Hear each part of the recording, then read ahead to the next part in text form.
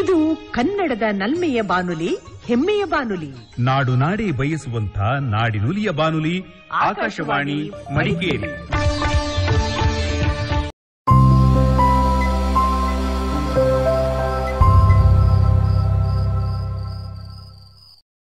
ಕಿಸಾನ್ ವಾಣಿ.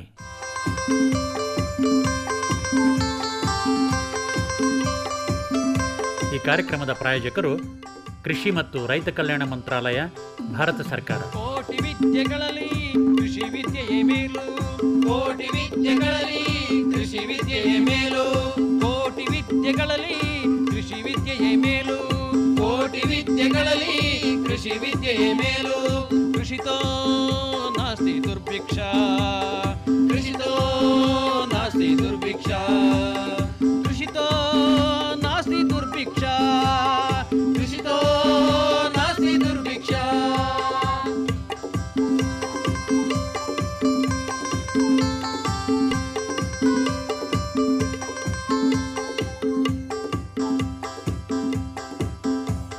अरे अरे अरे क्या कर रहा है? इधर इधर इधर हम बोल रहे हैं तेरे बीजू का. उतला बोल रहा है?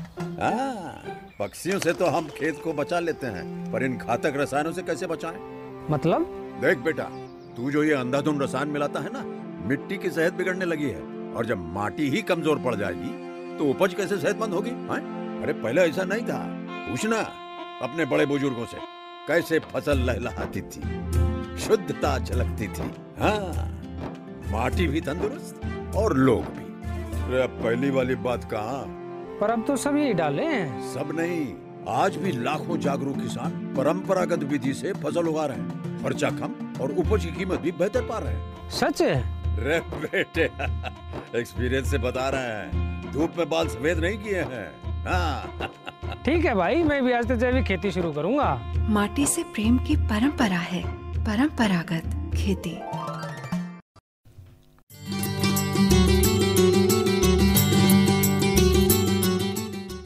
ಆತ್ಮೀಯ ಕೇಳಿದರೆ, ಇವತ್ತಿನ ಕಾರ್ಯಕ್ರಮದಲ್ಲಿ ರಾಂಬುಟಾನ್ ಮತ್ತು ಮ್ಯಾಂಗೋಸ್ಟೀನ್ ಕೃಷಿಯ ಅನುಭವಗಳನ್ನು ತಿಳ್ಕೊಳ್ಳೋಣ. ಈ ಕುರಿತು ನಮಗೆ ಮಾಹಿತಿಯನ್ನು ಮಾಡಿಕೊಡ್ತಾ ಇದ್ದಾರೆ ಸ್ವಯಂ ಕೃಷಿಕರಾದಂಥ ಮಡಿಕೇರಿ ತಾಲೂಕು ಚಯ್ಯಂಡಾಣಿಯ ನರಿಯಂದಡ ಗ್ರಾಮದ ಸುಧೀರ್ ಮಕ್ಕಿಮನಿಯವರು. ನಮಸ್ಕಾರ ಸುಧೀರ್ ಅವರು. ನಮಸ್ತೆ ಸರ್. ಸುಧೀರ್ ಅವರು, ತಾವು ಕೃಷಿಯಲ್ಲಿ ತೊಡಗಿದ್ದೀರಾ. ಎಷ್ಟು ವರ್ಷದಿಂದ ಕೃಷಿಯಲ್ಲಿ ತೊಡಗಿದ್ದಾರೆ ಸರ್? ಕಳೆದ 23 ವರ್ಷಗಳಿಂದ. 2 ದಶಕವನ್ನು ಪೂರೈಸಿ. ಹೌದು ಹೌದು ಸರ್. ನಂತರ ನಿಮ್ಮ ತಂದೆಯವರು ಕೃಷಿಯಲ್ಲೇ ತೊಡಗಿದ್ದಾರೆ. ಹೌದು ಹೌದು. ಅವರಿಗೆ ಸಹಾಯ ಮಾಡೋದಕ್ಕೋಸ್ಕರ ನೀವು ಕೃಷಿಯಲ್ಲಿ ತೊಡಗಿಕೊಂಡು ಈಗ ಮುಂದುವರಿಸಿಕೊಂಡು ಹೋಗ್ತಾ ಇದ್ದಾರೆ. ಹೌದು ಸರ್. ಯಾವ್ಯಾವ ಬೆಳೆಗಳನ್ನ ಬೆಳಿತಾರ? ಮುಖ್ಯ ಬೆಳೆ ಕಾಫಿ ಸರ್, ಮತ್ತೆ ಅದರೊಂದಿಗೆ ಕರಿಮೆಣಸು, ಮತ್ತೆ ಈಗ 10 ವರ್ಷಗಳಿಂದ ರಂಬೂಟನ್, ಮ್ಯಾಂಗೋಸ್ಟಿನ್ ಮತ್ತೆ ಥಾಯ್ಲ್ಯಾಂಡ್ ಸೀಬೆಯನ್ನು ಬೆಳೀತಾ ಇದ್ದೇನೆ. ಬೇರೆ ಬೇರೆ ಬೆಳೆಗಳು ಇದಾವ? ಬೇರೆ ಬೆಳೆಗಳು ಇಲ್ಲ ಸರ್, ಅದರೊಟ್ಟಿಗೆ ದೇಶೀಯ ಮತ್ತು ವಿದೇಶಿಯ ಒಂದು 170ಕ್ಕೂ ಅಧಿಕ ಹಣ್ಣಿನ ಬೆಳೆಗಳನ್ನು ಬೆಳೀತಾ ಇದ್ದೇನೆ. ಕಾಫಿನಲ್ಲಿ ಯಾವ್ದು ಹಾಕೊಂಡಿದ್ದೀರಾ? ಕಾಫಿಯಲ್ಲಿ ರೋಬಸ್ಟಾ ಮುಖ್ಯವಾದ ಬೆಳೆ, ಅರಬಿಕಾ ಇಂಟರ್ಪ್ಲಾಂಟ್ ಆಗಿ ಉಪಯೋಗಿಸ್ಕೊಂಡಿದ್ದೇನೆ ಅಷ್ಟೇ. ಜೊತೆಗೆ ಕರಿಮೆಣಸು ಇಂಥದ್ದೇನು ಅಂತರ ಬೆಳೆ ಇದೆ? ಕರಿಮೆಣಸು ಇದೆ ಸರ್. ಎಷ್ಟು ಬಳ್ಳಿ ಇದಾವೆ? ಅದು ಹೆಚ್ಚು ಕಮ್ಮಿ ಅದೇ 600ರಿಂದ 700 ಬಳ್ಳಿ ಇದೆ. ಈಗ ಕೆಲವು ವರ್ಷಗಳಿಂದ ಕಾಯಿಲೆಯಿಂದಾಗಿ ಸುಮಾರು ಬಳ್ಳಿ 40% ಇರೋದು, ಬಾಕಿ ಎಲ್ಲ ಹಾಳಾಗಿ ಹೋಗಿದೆ. ಮತ್ತೆ ಸೀಬೆನೂ ಕೂಡ ಇದೆ? ಹೌದು, ಥಾಯ್ಲ್ಯಾಂಡ್ ಅಂತ ಒಂದು ವೆರೈಟಿ VNR ಅಂತ. ಅದರದೇನು ವಿಶೇಷ? ಅದರ ಗಾತ್ರ ಹೆಚ್ಚು ಕಮ್ಮಿ 1 kg 1/4 kg ವರೆಗೆ ಬರುತ್ತೆ. ಮತ್ತೆ ಅದರ ಒಳಗಿರೋ ಸೀಡಿನ ಅಂಶ ಕಮ್ಮಿ, ತಿನ್ನಕ್ಕೆ ತುಂಬಾ ಕ್ರಿಸ್ಪಿಯಾಗಿರುತ್ತೆ. ಮತ್ತೆ ವರ್ಷಕ್ಕೆ ಸಾಧಾರಣ ಒಂದು ಗಿಡದಲ್ಲಿ 60ರಿಂದ 70 kg ಅಷ್ಟು ಹಣ್ಣು ಕೊಯ್ಯಬಹುದು. ಅದು ಎಷ್ಟು ಮರಗಳಿದಾವೆ ಸೀಬೆ? 150 ಮರಗಳಿದೆ. ಅಂದ್ರೆ ಸೀಬೆನಲ್ಲಿ ಸ್ವಲ್ಪ ಬೀಜಗಳು ಗಡ್ಸಾಗಿದ್ದಾಗ? ಇಲ್ಲ, ಈ ವೆರೈಟಿಲಿ ಬೀಜ ಅಷ್ಟು ಗಡ್ಸಾಗಿಲ್ಲ, ಮೃದುವಾಗಿದೆ. ಮತ್ತೆ ಮಾರ್ಕೆಟ್ ಚೆನ್ನಾಗಿದೆ, ಇದಕ್ಕೆ ಒಳ್ಳೆ ಬೆಲೆನೂ ಕೂಡ ಸಿಗ್ತದೆ. ಹೌದು ಹೌದು. ಮತ್ತೆ ಬೇರೆ ಬೇರೆ ಹಣ್ಣಿನ ಮರಗಳನ್ನು ಕೂಡ ತಾವು ಬೆಳೆಸಿದ್ದಾರೆ? ಹೌದು ಸರ್. ಹೌದು. ಅದು ಒಂದು ರೀತಿ ವೈವಿಧ್ಯತೆ ದೃಷ್ಟಿಯಿಂದ. ಹೌದು ಸರ್. ಎಷ್ಟೆಷ್ಟು ಮರಗಳಿದಾವೆ? ಉಳಿದ ತಳಿಗಳೆಲ್ಲ ಹೆಚ್ಚು ಕಮ್ಮಿ 2ರಿಂದ 3 ಒಂದು ಹವ್ಯಾಸಕ್ಕಾಗಿ ನೆಟ್ಕೊಂಡದಷ್ಟೇ. ಆದರೆ ಮ್ಯಾಂಗೋಸ್ಟಿನ್ ಆಗಲಿ ಅಥವಾ ರಂಬೂಟಾನ್ ಎಲ್ಲ ಹೆಚ್ಚಿಗೆ ಇದೆ. ಈಗ ರಾಂಬುಟಾನ್ ಒಂದು ರೀತಿ ನಮ್ಮ ಕೊಡಗು ಜಿಲ್ಲೆಗೆ ಹೊಸ ಬೆಳೆ ಅಂತಾನೆ ಹೇಳ್ಬೋದು. ಕೊಡಗು ಜಿಲ್ಲೆಗೆ ಹೊಸ ಬೆಳೆ. ಹೌದು. ಕೇರಳ ಮತ್ತು ದಕ್ಷಿಣ ಕನ್ನಡ ಜಿಲ್ಲೆಯಲ್ಲಿ ಮೊದಲು ನಾಟಿ ಮಾಡಿದ್ದಾರೆ, ಆದರೆ ಕೊಡಗಿಲ್ಲಿ ಇದು ಹೊಸ ಬೆಳೆ. ಇದು ಅಂದ್ರೆ ಇದು ಯಾವ ರೀತಿಯಾದಂಥ ಬೆಳೆ ಅಂತ ಸ್ವಲ್ಪ ಹೇಳ್ಬೋದಾ? ಸರ್, ಇದು ಗಿಡದಲ್ಲಿ ಹಣ್ಣಾಗಿದ್ದಾಗ ನೋಡಕ್ಕೆ ಒಂದು ಅದ್ಭುತವಾದಂಥ ಬೆಳೆ. ಹಣ್ಣು ತಿನ್ನಲಿಕ್ಕೂ ಅಷ್ಟೇ ತುಂಬಾ ಸಿಹಿಯಾಗಿರುತ್ತೆ. 80 ಭಾಗ ಸಿಹಿ, 20 ಭಾಗ ಹುಳಿಯಾಗಿರುತ್ತೆ. ಮತ್ತೆ ಹೇರಳವಾಗಿ ವಿಟಮಿನ್ C ಇದೆ ಇದರಲ್ಲಿ. ಹಾಗೆ ಗಿಡವು ನೋಡೋಕ್ಕೆ ತುಂಬ ಸುಂದರ ಸರ್ ಇದು. ಹೌದು. ಅಂದ್ರೆ ಈ ರಾಂಬುಟಾನ್ ಬೆಳೆಯೋದಕ್ಕೆ ಹವಾಗುಣ ಹೇಗಿರಬೇಕು ಅಂತ? ಸಾಧಾರಣ ಸರ್ ಸಮುದ್ರ ಮಟ್ಟದಿಂದ 2,500 ಅಡಿ ಎತ್ತರಕ್ಕಿರುವ ಜಾಗದಲ್ಲಿ ಚೆನ್ನಾಗಿ ಬೆಳೀತದೆ ರಾಂಬುಟಾನ್. ಮತ್ತೆ ಹ್ಯುಮಿಡಿಟಿ ಅಥವಾ ತೇವಾಂಶ ಹೆಚ್ಚಿಗೆ 65-70 ಮೇಲೆ ಇರಬೇಕು, ಅಂಥ ಜಾಗದಲ್ಲಿ ಚೆನ್ನಾಗಿ ಬರುತ್ತೆ. ಮತ್ತೆ ಸ್ವಲ್ಪ ಮಳೆ ಕಮ್ಮಿ 60 ಇಂದ 70 ಇಂಚು ಮಳೆ ಆಗೋ ಜಾಗದಲ್ಲಿ ಉತ್ತಮ ಆಗುತ್ತೆ. ಅದಕ್ಕಿಂತ ಜಾಸ್ತಿ ಆದ್ರೆ ಸ್ವಲ್ಪ ಬೆಳವಣಿಗೆ ಹೌದು. ಅದು ಮಳೆ ಜಾಸ್ತಿ ಆದ ತಕ್ಷಣ ಏನಾಗುತ್ತೆ ಅಂತಂದರೆ ಕಾಯಿ ಮಿಡಿಯಾಗಿ ಕಾಯಿ ಕಟ್ಟುವ ಸಮಯದಲ್ಲಿ ಕಾಯಿ ಉದುರುವ ಪರಿಸ್ಥಿತಿ ಜಾಸ್ತಿ ಇರುತ್ತೆ. ಹಾಗಾಗಿ ಮಳೆ ಕಮ್ಮಿ ಇದ್ದ ಜಾಗದಲ್ಲಿ ಉತ್ತಮ ಅಂತ ಅನಿಸುತ್ತೆ. ಆದರೂ ಕೊಡಗು ಜಿಲ್ಲೆಯಲ್ಲೂ ಎಲ್ಲೆಲ್ಲಿ ಸ್ವಲ್ಪ ಬೆಚ್ಚಗಿರೋ ಪ್ರದೇಶಗಳಿದಾವೆ ಅಲ್ಲಿ ಬೆಳಿಬೋದು. ಖಂಡಿತವಾಗಿ ಬೆಳಿಬೋದು. ಆದರೆ ಕೊಡಗಿನಲ್ಲಿ ಬಾಣೆ ಜಾಗ ಉತ್ತಮ ಆಗುತ್ತೆ, ಗದ್ದೆಯಲ್ಲಿ ಅಷ್ಟು ಒಳ್ಳೇದಲ್ಲ. ಗದ್ದೆಯಲ್ಲಿ ಇಷ್ಟವಾಗಿ ನೆಟ್ಟವ್ರು ಯಾರ್ದು ಸಕ್ಸಸ್ ಆಗಲಿಲ್ಲ. ಅಂದರೆ ನೀರು ಬಸ್ತು ಹೋಗೋ ರೀತಿಯಲ್ಲಿ ಇರಬೇಕು. ಇಲ್ಲ, ನೀರು ಬಸ್ತು ಹೋಗೋದು ಅಂತಲ್ಲ, ಅಲ್ಲಿ ಮಣ್ಣಿನಲ್ಲಿ ಮಾಯ್ಶ್ಚರ್ ಇರಬಾರ್ದು. ಮಣ್ಣಿನಲ್ಲಿ ಮಾಯ್ಶ್ಚರ್ ಇದ್ರೆ ಏನಾಗುತ್ತೆ, ಗಿಡ ಸ್ಟ್ರೆಸ್ ಆಗಲ್ಲ. ಹಾಗಾಗಿ ಹೂ ಬರುವ ಸಮಯದಲ್ಲಿ ಗಿಡ ಸ್ವಲ್ಪ ಬಾಡಬೇಕು, ಗಿಡ ಬಾಡೋದಿಲ್ಲ. ಹಾಗಾಗಿ ಅದೊಂದು ತೊಂದರೆ ಇದೆ. ಅಂದ್ರೆ ನೀರು ಕಡಿಮೆ ಇದ್ದಷ್ಟು ಅದಕ್ಕೆ ಒಂದು ಒತ್ತಡ ಆಗಿ. ಹೌದು, ಬಾಣೆ ಜಾಗದಲ್ಲಿ ಆದರೆ ಡಿಸೆಂಬರ್ ಇಂದ ಸಾಧಾರಣ ಮಾರ್ಚಿನವರೆಗೆ ಮಣ್ಣಿನಲ್ಲಿ ಅಷ್ಟು ತೇವಾಂಶ ಇರಲ್ಲ.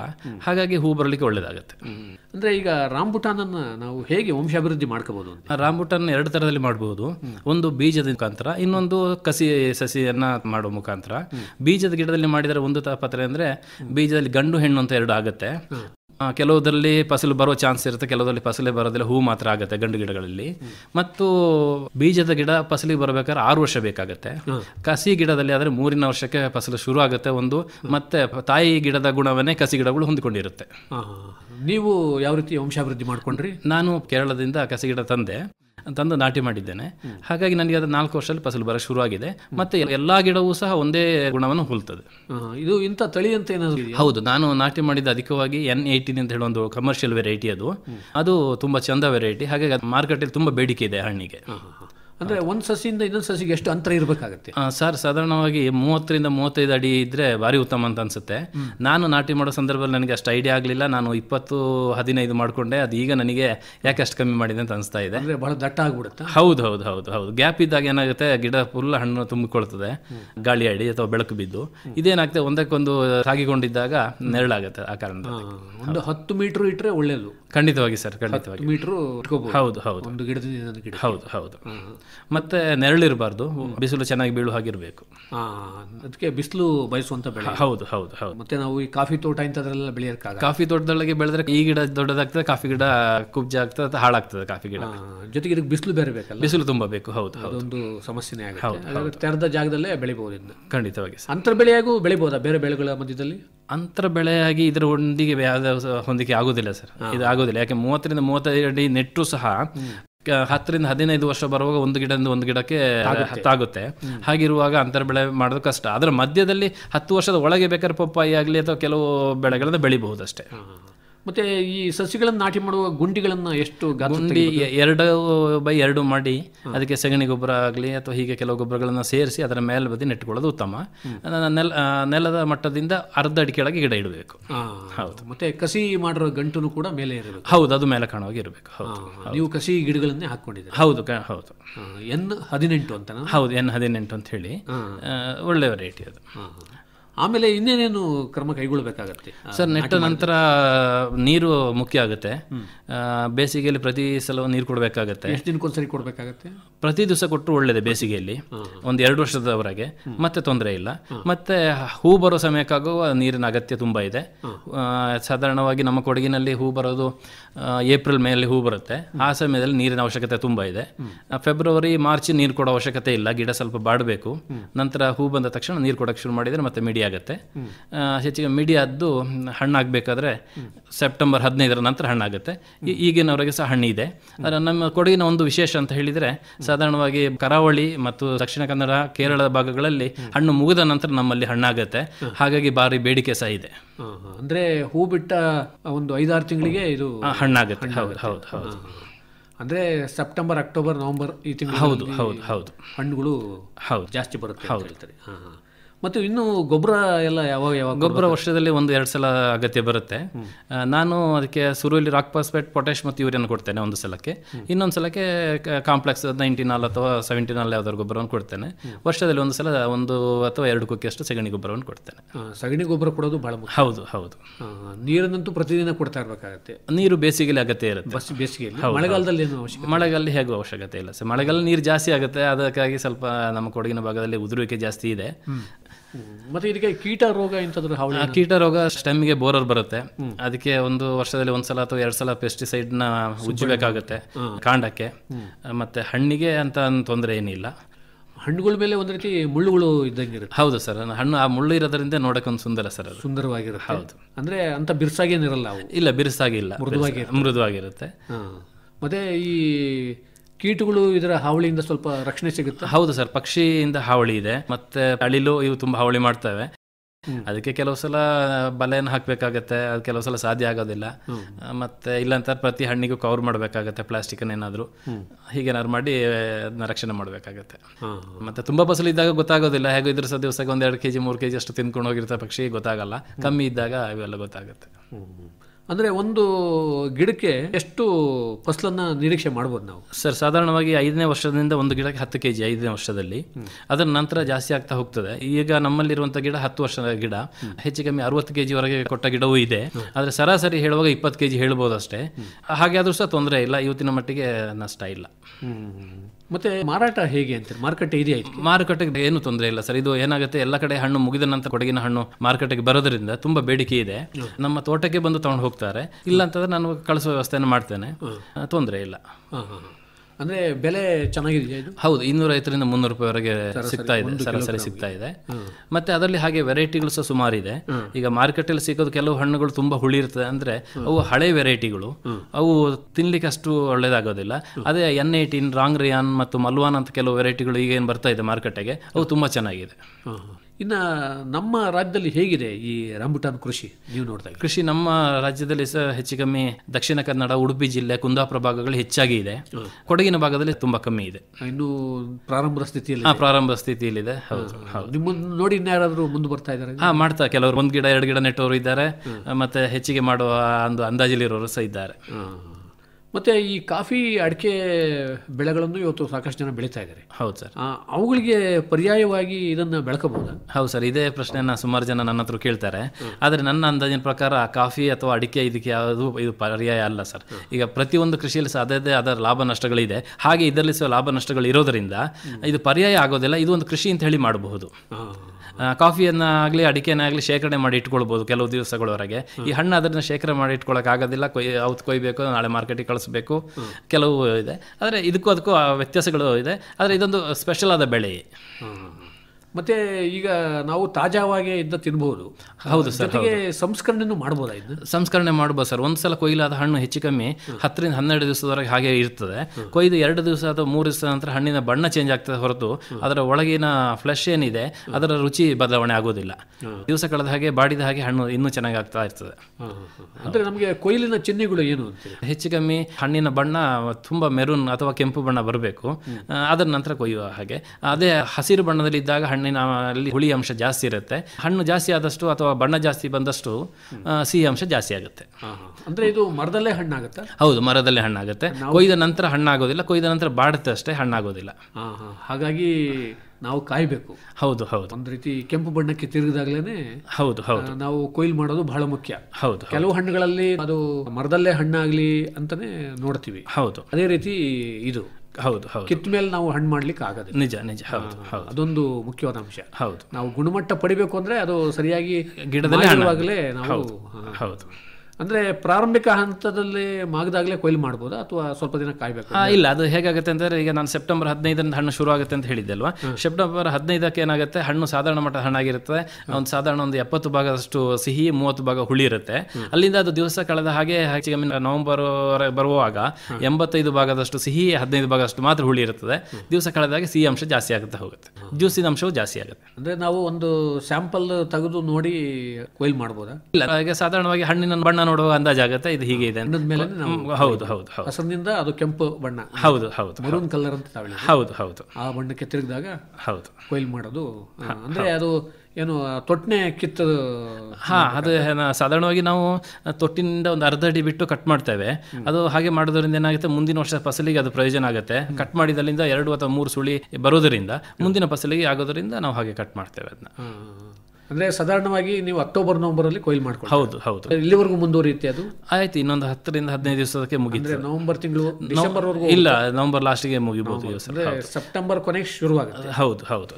ಅದು ವಾತಾವರಣ ವ್ಯತ್ಯಾಸ ಆದಾಗ ಸ್ವಲ್ಪ ಒಂದು ವರ್ಷದಲ್ಲಿ 10 ದಿವಸ 15 ದಿವಸ ವ್ಯತ್ಯಾಸಗಳಾಗುತ್ತೆ. ಈ ವರ್ಷ ನವೆಂಬರ್ ಕೊನೆಗೆ ಖಾಲಿ ಆಗ್ಬೋದು. ಆ ನಂತರ ಯಾವ ರೀತಿ ನಿರ್ವಹಣೆ ಮಾಡಬೇಕಾಗುತ್ತೆ? ಹೌದು ಸರ್, ಅಲ್ಲಿಂದ ನಂತರ ನೀರು ಕೊಡಬೇಕಾಗತ್ತೆ. ಹೊಸದಾಗಿ ಚಿಗುರುಗಳು ಬರಬೇಕು ಮುಂದಿನ ವರ್ಷ ಫಸಲಿಗೆ. ನಂತರ ಹೆಚ್ಚಿಗೆ ಜನವರಿಯಿಂದ ನೀರು ಕೊಡೋದನ್ನು ನಿಲ್ಲಿಸಬೇಕಾಗತ್ತೆ. ಮತ್ತೆ ಹೂ ಬರುತ್ತೆ ಏಪ್ರಿಲ್ ಅಲ್ಲಿ, ಆಗ ಪುನಃ ನೀರು ಕೊಡೋದು ಪ್ರಾರಂಭ ಮಾಡಬೇಕು. ರೋಗಗಳ ಹಾವಳಿ ಏನಿಲ್ಲ ಇದೆ? ರೋಗದ ಹಾವಳಿ ಸದ್ಯಕ್ಕೆ ಏನು ಕಾಣ್ತಾ ಇಲ್ಲ ಸರ್. ಕೀಟ ಮಾತ್ರ ಕಾಂಡ ಕೊರಕ ಇದೆ, ಮತ್ತೆ ಹಣ್ಣಿಗೆ ಪಕ್ಷಿ ಮತ್ತು ಅಳಿಲಿನ ಕಾಟಗಳು ಜಾಸ್ತಿ ಇದೆ. ಅವನ್ನ ನಿರ್ವಹಣೆ ಮಾಡೋದೇ ಸ್ವಲ್ಪ ಸವಾಲಿನ ಕೆಲಸ. ಹೌದು ಹೌದು ಹೌದು. ಬಲೆ ಹಾಕೋದು ಅದೆಲ್ಲ ಸ್ವಲ್ಪ ಕಷ್ಟದ ಕೆಲಸ. ಅಂದ್ರೆ ಅದು ಬಣ್ಣ ತಿರುಗಿದ ಮೇಲೆನೆ ಹಾವಳಿ ಜಾಸ್ತಿನಾ? ಹೌದು, ಬಣ್ಣ ತಿರುಗಿದ ಮೇಲೆ ಹಾವಳಿ ಜಾಸ್ತಿ ಆಗುತ್ತೆ. ಒಂದು ಕೆಂಪು ಬಣ್ಣ ಅವಕ್ಕೂ ಆಕರ್ಷಕವಾಗಿ ಹೌದು ಹೌದು ಕಾಣಿಸುತ್ತೆ. ಖರ್ಚು ವೆಚ್ಚಕ್ಕೆ ಹೋಲಿಸಿದ್ರೆ ಹೇಗನ್ಸುತ್ತೆ ಸುಧೀರ್ ಅವರೇ? ಖರ್ಚು ಇಲ್ಲ ಸರ್, ನಮ್ಮ ಕಾಫಿಗೆ ಹೋಲಿಕೆ ಮಾಡಿದ್ರೆ 2 ಒಂದೇ ಅನ್ಸುತ್ತೆ. ಏನೋ ದೊಡ್ಡ ವ್ಯತ್ಯಾಸ ಏನೂ ಆಗೋದಿಲ್ಲ. ಗಿಡ ನಾಟಿ ಮಾಡ್ಬೇಕಾದ್ರೆ ಒಂದ್ಸಲ ಖರ್ಚು ಬರುತ್ತೆ. ಸಾಧಾರಣವಾಗಿ ಒಂದು ಗಿಡ ತಂದು ನಾಟಿ ಮಾಡ್ಬೇಕಂದ್ರೆ 350-400 ರೂಪಾಯಿ ಕೊಡಬೇಕಾಗುತ್ತೆ ಒಂದು ಗಿಡಕ್ಕೆ. ಮತ್ತೆ ಉಳಿದ ಜಾಗ ಸರಿ ಮಾಡಿಕೊಳ್ಳೋದು ಹೀಗೆಲ್ಲ ಆಗುವಾಗ ನಾವು ಕಾಫಿಗೆ ಏನು ಖರ್ಚು ಮಾಡ್ತೇವೆ ಅದೇ ಖರ್ಚು ಬರುತ್ತೆ ಅಷ್ಟೇ. ಹೌದು. ಲಾಭ ಕಾಫಿಗೆ ಹೋಲಿಕೆ ಮಾಡಿದ್ರೆ ಈ ವರ್ಷದ ಮಟ್ಟಿಗೆ ಕಾಫಿಗಿಂತ ಲಾಭ ಇದೆ. ಈ ವರ್ಷದ ಮಟ್ಟಿಗೆ ಕಳೆದ ವರ್ಷ ಮಳೆ ಜಾಸ್ತಿ ಇದ್ದರಿಂದ ಕಾಫಿ ಇದೆರಡು ಒಂದೇ ಅಂತ ಹೇಳ್ಬೋದು. ಈ ವರ್ಷ ಪರವಾಗಿಲ್ಲ. ಅಂದರೆ ಸಾಧಾರಣ ಒಂದು 200-250 ರೂಪಾಯಿ ಪ್ರತಿ ಕಿಲೋಗ್ರಾಮಿಗೆ ಸಿಕ್ಕರೆ ಒಳ್ಳೆ. ಹೌದು ಹೌದು ಹೌದು. ಖರ್ಚು ವೆಚ್ಚಕ್ಕೆ ಹೋಲಿಸಿದ್ರೆ ಲಾಭದಾಯಕವಾಗಿ ಉಂಟು ಸರ್, ಇದೆ ಅಂತ ಹೇಳ್ಬೋದು ರಂಬುಟಾನು. ಈಗ ಕೇಳ್ಕೊಂಡು ಬರ್ತಾ ಇದ್ದಾರಾ ಇದ್ರ ಕೃಷಿ ಮಾಡೋದಕ್ಕೆ ರೈತರು? ತುಂಬ ರೈತರು ತೋಟಕ್ಕೆ ಬರ್ತಾರೆ, ಅದ್ರ ಬಗ್ಗೆ ಮಾಹಿತಿನ ಹಂಚಿಕೊಳ್ತಾರೆ. ಮತ್ತೆ ಕೆಲವರು ಇಂಟ್ರೆಸ್ಟ್ ಅಲ್ಲಿ ಮಾಡೋರು ಇದ್ದಾರೆ. ತಾಂತ್ರಿಕ ಮಾಹಿತಿ ನೀವು ಎಲ್ಲಿಂದ ಪಡ್ಕೊಂಡ್ರಿ? ಇದು ತಾಂತ್ರಿಕ ಮಾಹಿತಿ ಇಲ್ಲ ಸರ್. ನಾನಿದು ಹೇಗಾಯ್ತು, ನನಗೆ 2006ರಿಂದ ಇದ್ರ ಬಗ್ಗೆ ತುಂಬ ಒಲವಿತ್ತು. ಹಾಗಾಗಿ ಗಿಡಗಳು ಲಭ್ಯತೆ ಇತ್ತಿಲ್ಲ, ತುಂಬ ಕಡೆ ನರ್ಸರಿ ಹುಡುಕ್ತಾ ಇದ್ದೆ, ಸಿಗಲಿಲ್ಲ. ಅದರ ನಂತರ ಕೇಳಿದ ಕಾಂಜಾರಪಳ್ಳಿ ಅಂತ ಹೇಳುವಲ್ಲಿ ಹೋಮ್ ಗ್ರೋನ್ ಅವರ ನರ್ಸರಿಯಲ್ಲಿ ನನಗೆ ಗಿಡ ಸಿಕ್ಕಿತ್ತು. ಅಲ್ಲಿಂದ ತಂದು ನಾನು ನೆಟ್ಟು ನಂತರ ನಾನು ಮಾಮೂಲು ಕೃಷಿ ಮಾಡುವಾಗೆ ಇದನ್ನು ಮಾಡ್ಕೊಂಡು ಬಂದೆ. ಆಗ ನನಗೆ ಮನಸ್ಸಲ್ಲಿ ಇತ್ತು, ಇದು ಮುಂದೆ ಒಂದು ದಿವಸ ಕಮರ್ಷಿಯಲ್ ಆಗಿ ಮಾಡಬಹುದು ಅಂತ. ಆಗ ನಮ್ಮ ಕರ್ನಾಟಕದಲ್ಲಿ ಯಾರು ಮಾಡ್ತಾ ಇತ್ತಿಲ್ಲ ಕಮರ್ಷಿಯಲ್ ಆಗಿ, ಒಬ್ಬರು ಮಾತ್ರ ಇದ್ರಷ್ಟೇ. ಕೇರಳದಲ್ಲಿ ಒಂದಿಬ್ರು ಇದ್ರು. ನಂತರ ದಿನಗಳಲ್ಲಿ ಅದು ಹಣ್ಣು ಬಂದಾಗ ಕಮರ್ಷಿಯಲ್ ಆಗಿ ನಾನು ಮಾರಾಟ ಮಾಡಿದ ಶುರುವಿಲ್ಲಿ ನಾನು ಕೊಟ್ಟ ಹಣ್ಣು 600 ರೂಪಾಯಿಗೂ ಸೇಲ್ ಆಗ್ತಾ ಇತ್ತು. ಈಗ ಮಾರುಕಟ್ಟೆಯಲ್ಲಿ ಜಾಸ್ತಿ ಹಣ್ಣು ಇರೋದ್ರಿಂದ ಸ್ವಲ್ಪ ರೇಟ್ ಕಮ್ಮಿ ಆಗಿದೆ. ಹಾಗಾಗಿ ನಾನು ನನ್ನ ಕಾಫಿ ಬೆಳೆನ ಯಾವ ಥರ ಮಾಡ್ಕೊಂಡು ಹೋದೆ ಅದೇ ಥರ ಇದನ್ನು ಬೆಳ್ಕೊಂಡು ಬಂದೆ. ಇವತ್ತಿಗೆ ಅದೇ ಖುಷಿ ಆಗ್ತಾ ಇದೆ. ಇನ್ನೊಂದು ತಾವು ಬೆಳೀತಾ ಇರೋದು ಅಂದ್ರೆ ಮ್ಯಾಂಗೋಸ್ಟೀನ್ ಅಂತ. ಹೌದು ಸರ್. ಇದು ಹೇಗಿದೆ ನಮ್ಮ ಕೊಡಗು ಜಿಲ್ಲೆ? ಮ್ಯಾಂಗೋಸ್ಟೀನ್ ಸರ್, ಇದು ಗಾರ್ಸಿನ ಫ್ಯಾಮಿಲಿಗೆ ಸೇರಿದಂತ ಒಂದು ಮರ. ಇದು ನಮ್ಮ ಕೊಡಗಿನ ಭಾಗದಲ್ಲಿ ಹೇಳುವ ಹಾಗೆ ಪಣಪುಳಿ ಅಂತ ಹೇಳಿದ ಒಂದು ಮರ ಇದೆ, ಅದೇ ಜಾತಿಗೆ ಸೇರಿದ್ದು. ಕೊಡಗಿಯು ಅಥವಾ ಮಲೆನಾಡಿಗೆ ಸೂಕ್ತವಾದ ಬೆಳೆ, ತುಂಬಾ ಚೆನ್ನಾಗಿ ಆಗ್ತದೆ ಸರ್. ಇದು ಅಷ್ಟೇ ಸಾಧಾರಣ ಕೇರಳ ಅಥವಾ ಕರಾವಳಿಯ ಭಾಗಗಳಲ್ಲಿ ಮುಗಿದ ನಂತರ ನಮ್ಮ ಭಾಗದಲ್ಲಿ ಹಣ್ಣಾಗುತ್ತೆ. ಮಾರ್ಕೆಟಲ್ಲಿ ಇವತ್ತು ಅದಕ್ಕೆ ತುಂಬಾ ಬೇಡಿಕೆ ಇದೆ. 1 kg ಹಣ್ಣಿಗೆ 400 ರೂಪಾಯಿವರೆಗೆ ಮಾರ್ಕೆಟ್ ಮಾರ್ತಾರೆ. ಮತ್ತೆ ಅದಕ್ಕೆ ಅಂತ ಕೀಟ ಬಾಧೆ ಆಗಲಿ ಯಾವುದು ತೊಂದರೆ ಇಲ್ಲ. ಅಂದರೆ ಈಗ ಮ್ಯಾಂಗೋಸ್ಟೀನ್ ಅಂತೀವಲ್ಲ, ಇದು ಈ ಮಾವಿಗೆ ಏನಾದರೂ ಸಂಬಂಧಪಡುತ್ತಾ? ಇಲ್ಲ ಸರ್, ಅದು 2 ಸಹ ಬೇರೆ ಬೇರೆ ಜಾತಿಗೆ ಸೇರಿದ್ದು. ಇದರ ಎಲೆದು ರೀತಿಯೇ ಬೇರೆ, ಮಾವಿನ ಎಲೆ ರೀತಿಯೇ ಬೇರೆ. ಇದರದ್ದು ಬೀಜದಿಂದ ಗಿಡ ಮಾಡಬೇಕಾಗತ್ತೆ. ಇದರ ಕಸಿ ಗಿಡ ಲಭ್ಯತೆ ತುಂಬಾ ಕಮ್ಮಿ ಇದೆ. ಮತ್ತೆ ಇದರ ಬೀಜದಲ್ಲಿ ಹೇಗೆ ಅಂತ ಹೇಳಿದ್ರೆ, ಒಂದು ಬೀಜದ ಸಸಿ ಫಸಲಿಗೆ ಬರಬೇಕಾದ್ರೆ 8-10 ವರ್ಷ ಬೇಕಾಗುತ್ತೆ. ಮತ್ತೆ ಅಧಿಕವಾದ ನೀರು ಬೇಕು ಇದಕ್ಕೆ. ಹೌದೌದು. ಪ್ರತಿ ದಿವಸ ಸಹ ಬೇಸಿಗೆಯಲ್ಲಿ ಒಂದು 5-6 ವರ್ಷದ ಗಿಡಕ್ಕೆ 10 ಲೀಟರ್ನವರೆಗೆ ನೀರು ಬೇಕಾಗುತ್ತೆ. ಆ ಪಕ್ಷದಲ್ಲಿ ಒಂದು 8 ವರ್ಷದಿಂದ ಫಸಲು ಕೊಡ್ಲಿಕ್ಕೆ ಶುರು ಆಗುತ್ತೆ. 15 ವರ್ಷ ಆದ ಮರ ಸಾಧಾರಣ ಒಂದು 30-40 kg ಅಷ್ಟು ಹಣ್ಣನ್ನು ಕೊಡುತ್ತೆ. ಅಂದ್ರೆ ಇದು ಹುಳಿ ಅಂತ ಅಂದ್ರೆ ಈಗ ನಿಂಬೆ ಜಾತಿಗೆ ಸೇರಿದಂತ ಗಿಡ? ಇಲ್ಲ ಸರ್, ಇಲ್ಲ ನಿಂಬೆ ಜಾತಿ ಇಲ್ಲ, ಅದಕ್ಕೆ ಹೋಲಿಕೆ ಇಲ್ಲ. ಹಣ್ಣು ತುಂಬಾ ಚಂದವಾದ ಹಣ್ಣು ಸರ್. ಹಣ್ಣಾಗುವಾಗ ಇದು ಸಹ ಮೆರೂನ್ ಬಣ್ಣಕ್ಕೆ ಬರುತ್ತೆ. ಹೆಚ್ಚಿಗೆ ಒಂದು ಕಿತ್ತಳೆಯ ಗಾತ್ರದಲ್ಲಿರುತ್ತೆ ಹಣ್ಣು. ಅಂದ್ರೆ ನೀವು ಸಸಿ ಎಲ್ಲಿಂದ ತಂದ್ರಿ? ಇದು ನಾನು ಇದನ್ನು ಸಹ ಕೇರಳದ ನರ್ಸರಿಯಿಂದ ತಂದದ್ದು. ಇದರಲ್ಲಿ ಸಹ ಅಷ್ಟೇ K10 ಅಂತ ಹೇಳೋ ಒಂದು ವೆರೈಟಿ ಇದೆ, ಅದು ಒಳ್ಳೆ ವೆರೈಟಿ. ಅಂದ್ರೆ ಎಷ್ಟು ಅಂತರಕ್ಕೆ ನಾಟಿ ಮಾಡ್ಕೋಬೇಕು? ಇದನ್ನು ಅಷ್ಟೇ ಸರ್, ಒಂದು 25x25 ಅಂತರ ನಾಟಿ ಮಾಡೋದು ಉತ್ತಮ. ಸಾಧಾರಣ ಗಿಡ ಸಣ್ಣಾಗಿದ್ದಾಗ ಅದು ಗೊತ್ತಾಗೋದಿಲ್ಲ. 10 ವರ್ಷ ಅಥವಾ 15 ವರ್ಷಗಳ ನಂತರ ಅದರದ್ದು ಆಗ ದೊಡ್ಡದಾದಾಗ ಅಂತರ ಅಗತ್ಯ ಬರುತ್ತೆ. ಅಂದ್ರೆ ಒಂದು 8 ಮೀಟರ್ ಅಷ್ಟು ಇಟ್ಕೋಬಹುದು ಬೇಕಾಗತ್ತೆ, ಸಸಿಯಿಂದ ಸಸಿಗೆ ಮತ್ತೆ ಸಾಲಿನಿಂದ ಸಾಲ. ಹೌದು. ಮತ್ತೆ ಇದಕ್ಕೆ ಪಕ್ಷಿ ಆಗಲಿ ಅಳಿಲಿನ ಉಪದ್ರ ಇಲ್ಲ. ಕಾರಣ ಏನಿರ್ಬೋದು?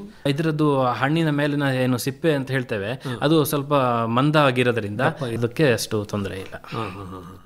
ಮತ್ತೆ ಗೊಬ್ಬರ ಇದೆಲ್ಲ ಕೊಡಬೇಕಾಗತ್ತೆ ಮಾಮೂಲಿ. ಗೊಬ್ಬರ ಖಂಡಿತವಾಗಿ ಬೇಕಾಗುತ್ತೆ. ಗೊಬ್ಬರವು ನೀರು ಸಹ ತುಂಬ ಮುಖ್ಯ ಈ ಗಿಡಕ್ಕೆ.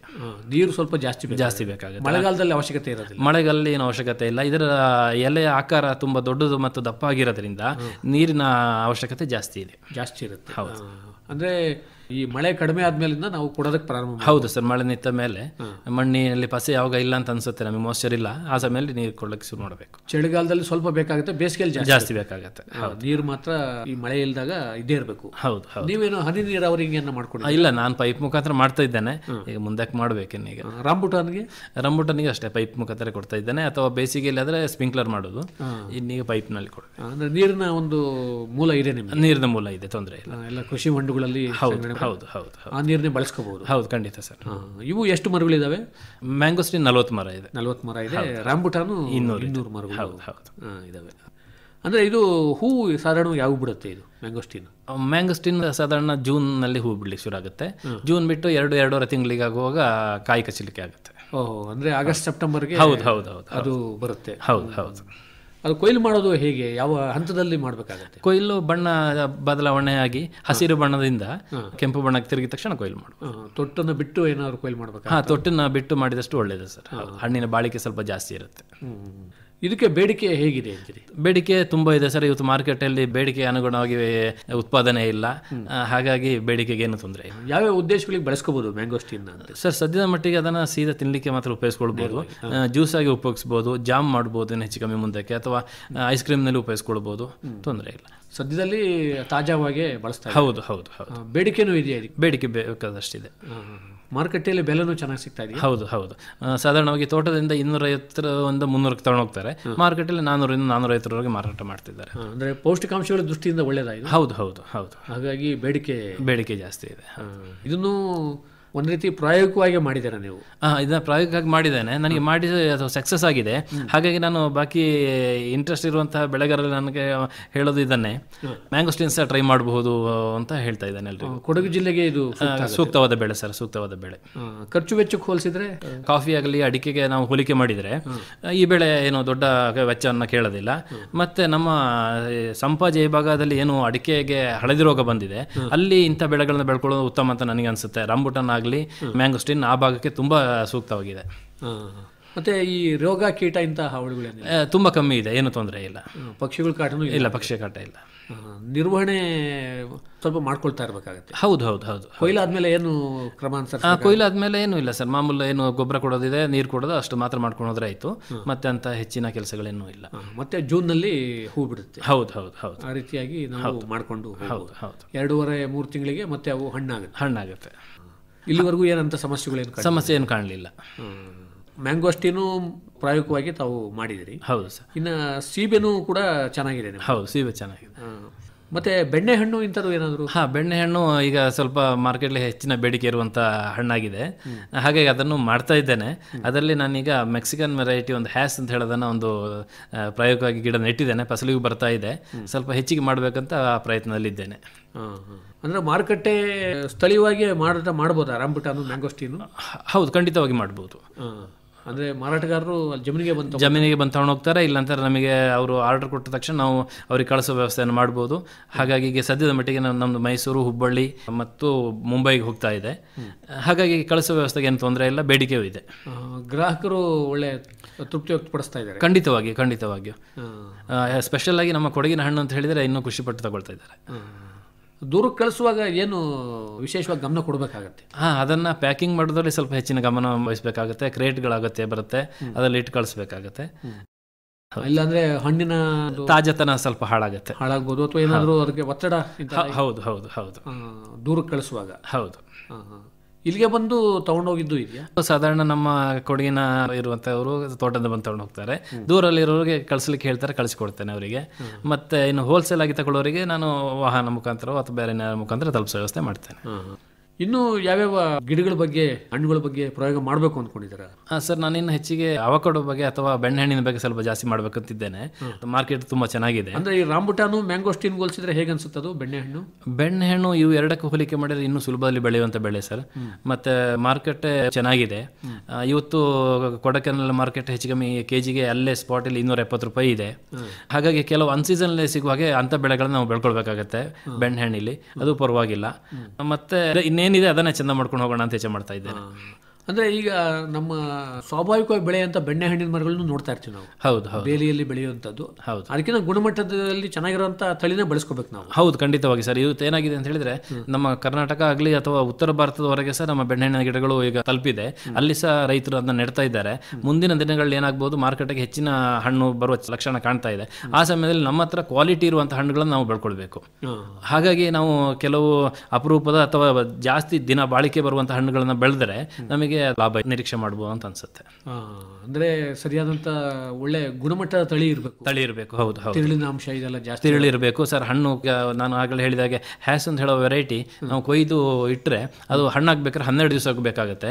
ನಮ್ಮ ಇಲ್ಲಿ ಲೋಕಲ್ ಏನು ಸಿಗುತ್ತೆ ಆ ವೆರೈಟಿಗಳು 3 ದಿವಸದಲ್ಲಿ ಹಣ್ಣಾಗುತ್ತೆ, ಬಾಳಿಕೆ ಕಮ್ಮಿ. ನೀವು ಅದನ್ನೇ ನಾನು ನೆಡ್ತಾ ಇದ್ದೇನೆ. ಹಾಗೆ ಕೆಲವು ರೈತರು ಸಹ ಅದನ್ನು ನೆಡ್ತಾ ಇದ್ದಾರೆ ಈಗ ಹೊಸದಾಗಿ. ಅಂದ್ರೆ ನಿರ್ವಹಣೆನೂ ಸುಲಭ ಅಂತೀರ? ನಿರ್ವಹಣೆ ಸುಲಭ ಇಲ್ಲ ಸರ್. ಇದಕ್ಕೆ ಈಗ ಮ್ಯಾಂಗೋಸ್ಟಿನ್ ಆಗಲಿ ಅಥವಾ ಇದು ಕೆಲವು ಬೆಳೆಗಳಿಗೆ ಕಂಪೇರ್ ಮಾಡಿದ್ರೆ ನಿರ್ವಹಣೆ ಅಷ್ಟಿಲ್ಲ. ಇದಕ್ಕೆ ಕೀಟ ಬಾಧೆ ಆಗಲಿ ಅದೇ ರೋಗ ಬಾಧೆ ಜಾಸ್ತಿ. ಹಾಗೆ ಅಂತ ಹೇಳಿ ಅದನ್ನ ತಡೆ ಮಾಡ್ಲಿಕ್ಕೆ ಏನು ಸಾಧ್ಯ ಇಲ್ಲ ಅಂತಲ್ಲ, ಮಾಡ್ಬೋದು. ಅದರೊಂದಿಗೆ ಇರಬೇಕಷ್ಟೇ, ಸ್ವಲ್ಪ ಹೆಚ್ಚಿನ ಕಾಳಜಿ ಬೇಕಾಗತ್ತೆ. ಮತ್ತೆ ನಿಮ್ಮ ಕೃಷಿನಲ್ಲಿ ನಿಮಗೆ ಇನ್ನೂ ಯಾರು ಸಹಾಯ ಮಾಡ್ತಾರೆ ಮನೆಯಲ್ಲಿ? ನನಗೆ ಮನೆಯಲ್ಲಿ ನನ್ನ ತಮ್ಮ ಇದ್ದಾರೆ, ನನ್ನ ಮಿಸಸ್ ಮಾಡ್ತಾ ಇದ್ದಾರೆ, ಅದರೊಟ್ಟಿಗೆ ನನ್ನ ಕೃಷಿ ಸಹಾಯಕರಿದ್ದಾರೆ, ಅವರೆಲ್ಲರೂ ಸಹಾಯ ಮಾಡ್ತಾರೆ. ಕೆಲಸಗಾರರನ್ನು ಇಟ್ಕೊಂಡು? ಹೌದೌದು, ಅವರೆಲ್ಲೂ ಸಹಾಯ ಮಾಡ್ತಾರೆ. ಕೃಷಿ ಹೇಗನ್ಸುತ್ತೆ ಸುಧೀರ್ ಅವರು? ಖುಷಿ ಇದೆ ಸರ್, ಏನು ತೊಂದರೆ ಇಲ್ಲ. ಎಲ್ಲ ಫೀಲ್ಡ್ ಏನು ಕಷ್ಟಗಳಿದೆ ಹಾಗೆ ಇದರಲ್ಲೂ ಸಹ ಇದೆ. ಅದನ್ನೆಲ್ಲ ಮೀರಿ ಏನು ಮಾಡಬೇಕಲ್ಲ ಅಂತ ಮನಸ್ಸಿದೆ, ಹಾಗೆ ಮಾಡ್ತಾ ಇದೆ. ಖುಷಿ ಕೊಟ್ಟಿದೆ ಸರ್, ಖುಷಿ ಕೊಟ್ಟಿದೆ. ಲಾಭ ಅದೇ ಸರ್, ಅದನ್ನ ಬಗ್ಗೆ ಹೆಚ್ಚಿನ ಒಂದು ಕಾಳಜಿ ವಹಿಸಿ ಮಾಡಿದ್ರೆ ಲಾಭ ಖಂಡಿತವಾಗಿ ಇದೆ. ವೈಜ್ಞಾನಿಕವಾಗಿ ಮಾಹಿತಿ ತಿಳ್ಕೊಂಡು. ಹೌದು, ಮಾರುಕಟ್ಟೆ ಮಾಹಿತಿ ಬಹಳ ಮುಖ್ಯ. ಹೌದು ಹೌದು. ಎಲ್ಲೆಲ್ಲಿ ಎಷ್ಟೆಷ್ಟು ಬೆಲೆ ಸಿಗುತ್ತೆ ಇದಕ್ಕೆ. ಹೌದು ಹೌದು. ಮತ್ತೆ ಏನು ನಾವು ಕೃಷಿ ಮಾಡ್ತೇವೆ ಅದರಲ್ಲಿ ಬೇರೆ ತಿಳುವಳಿಕೆ ಇರೋರ ಹತ್ರ ನಾವು ಮಾತಾಡಿಕೊಂಡು ಅವರ ಅನುಭವನ ನಾವು ಇಲ್ಲಿ ತೊಡಸ್ಕೊಂಡ್ರೆ ನಮಗೆ ಒಳ್ಳೇದಾಗುತ್ತೆ. ಅಂದ್ರೆ ಬೇರೆಯವರು ಮಾಡಿರೋದು ನೋಡಿ ಮಾಡೋದು ಬಹಳ ಮುಖ್ಯ. ಹೌದು ಹೌದು ಹೌದು ಹೌದು. ಆತ್ಮೀಯ ಕೇಳಿದ್ರೆ, ತಮಗೆ ಈ ರಾಂಬುಟಾನ್ ಮತ್ತು ಮ್ಯಾಂಗೋಸ್ಟೀನ್ ಕೃಷಿಯ ಅನುಭವಗಳನ್ನು ಇನ್ನೂ ಹೆಚ್ಚು ಸವಿಸ್ತಾರವಾಗಿ ತಿಳ್ಕೋಬೇಕು ಅಂದರೆ ಸುಧೀರ್ ಮಕ್ಕಿಮನೆಯವರ ಮೊಬೈಲ್ ದೂರವಾಣಿ ಸಂಖ್ಯೆ 9483333007. ದೂರವಾಣಿ ಸಂಖ್ಯೆಯನ್ನು ಮತ್ತೊಮ್ಮೆ ಕೇಳಿ, 9483333007. ತುಂಬ ಸಂತೋಷ ಸುಧೀರ್ ಮಕ್ಕಿಮನೆಯವರೇ, ತಾವು ಇದುವರೆಗೂ ಈ ರಾಂಬುಟಾನ್ ಮತ್ತು ಮ್ಯಾಂಗೋಸ್ಟೀನ್ ಕೃಷಿ ಅನುಭವಗಳನ್ನು, ಹಾಗೆಯೇ ತಾವು ವಿಶಿಷ್ಟವಾಗಿ ಬೆಳೀತಾ ಇರುವಂಥ ಈ ಸೀಬೆ ಮತ್ತು ಬೆಣ್ಣೆ ಹಣ್ಣಿನ ಕೆಲವೊಂದು ಮಾಹಿತಿಗಳನ್ನು ನಮ್ಮ ಜೊತೆಯಲ್ಲಿ ಹಂಚಿಕೊಂಡಿದ್ದಾರೆ. ನಿಮಗೆ ತುಂಬ ಧನ್ಯವಾದಗಳು. ನಮಸ್ಕಾರ. ನಮಸ್ತೆ ಸರ್. ಕೇಳುಗರಿಗೆಲ್ಲರಿಗೂ ನಮಸ್ಕಾರಗಳು. ಇವರನ್ನು ಸಂದರ್ಶಿಸಿದವರು PM ಜಗದೀಶ್.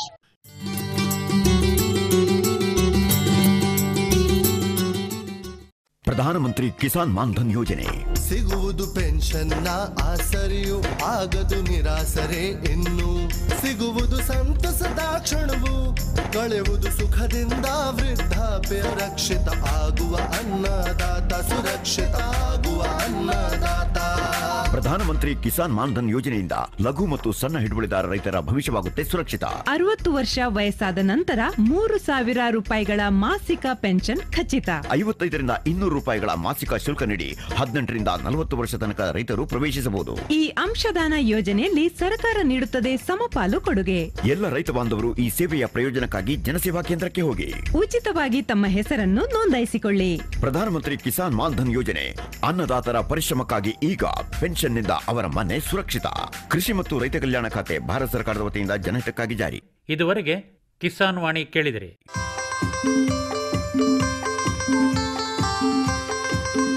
ಕಾರ್ಯಕ್ರಮವನ್ನು ಪ್ರಾಯೋಜಿಸಿದವರು ಕೃಷಿ ಮತ್ತು ರೈತ ಕಲ್ಯಾಣ ಮಂತ್ರಾಲಯ, ಭಾರತ ಸರ್ಕಾರ.